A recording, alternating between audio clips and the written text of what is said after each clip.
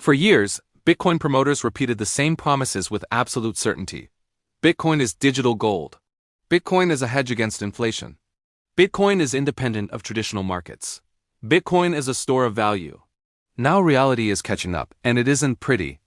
Bitcoin winter is here, and it exposes a truth many refuse to accept. Bitcoin does not behave like a store of value. It behaves like a high-risk tech stock. And right now, the tech market, especially the Nasdaq, is in serious trouble. Strip away the slogans and look at the chart. Bitcoin doesn't move independently. It doesn't protect capital during stress. It doesn't rise when fear rises. Instead, it follows the Nasdaq almost step for step. When tech rallies, Bitcoin rallies. When tech sells off, Bitcoin collapses. Plain and simple. That is not what a store of value does. Gold doesn't behave this way. Cash doesn't behave this way. Defensive assets don't behave this way. Bitcoin does. The reason is obvious once you stop believing the mythology. Bitcoin is not being driven by everyday usage or economic necessity. It is driven by liquidity, speculation, and risk appetite. When money is cheap and investors are chasing returns, Bitcoin thrives. When liquidity tightens and risk appetite disappears, Bitcoin bleeds. And liquidity is tightening fast. The Nasdaq is under pressure from rising rates, slowing growth, weaker earnings, and stretched valuations. Tech stocks that benefited the most from easy money are now facing reality. This is not a short-term dip, it's a repricing of risk. And because Bitcoin trades like leveraged tech, it gets hit even harder. Every major Bitcoin drawdown tells the same story. 2018, 2020, 2022. Now again? Each collapse lines up with tightening financial conditions and falling risk assets. Every time. The store of value narrative only survives during bull markets.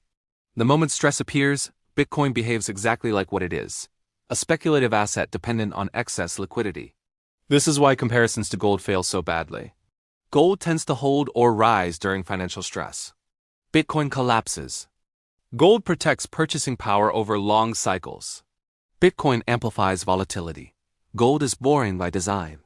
Bitcoin is exciting by necessity. Excitement is not protection. The damage doesn't stop with retail investors. Companies that bet heavily on Bitcoin are now exposed in a very uncomfortable way.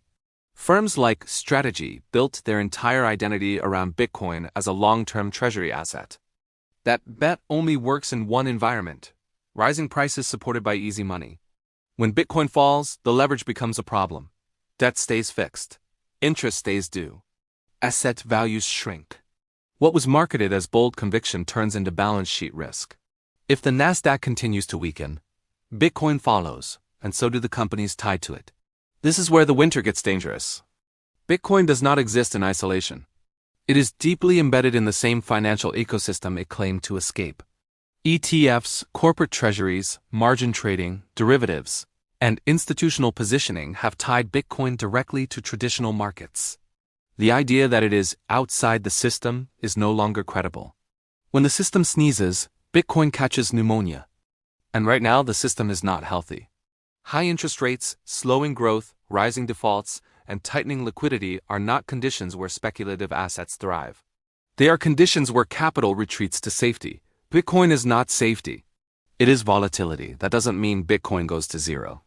It doesn't mean the technology disappears. It doesn't mean the idea of digital assets is dead. But it does mean the fantasy has to end. Bitcoin is not digital gold.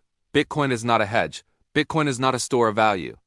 Bitcoin is a risk asset that rises and falls with speculative markets, especially the Nasdaq. Bitcoin winter isn't about price alone. It's about narrative collapse. When belief breaks, prices follow. And belief is breaking because reality no longer supports the story. Easy money built Bitcoin's legend. Tight money is tearing it apart. And until liquidity returns, if it returns, Bitcoin holders, leveraged companies, and anyone who believed the store of value promise are about to learn a very expensive lesson. Winter has arrived.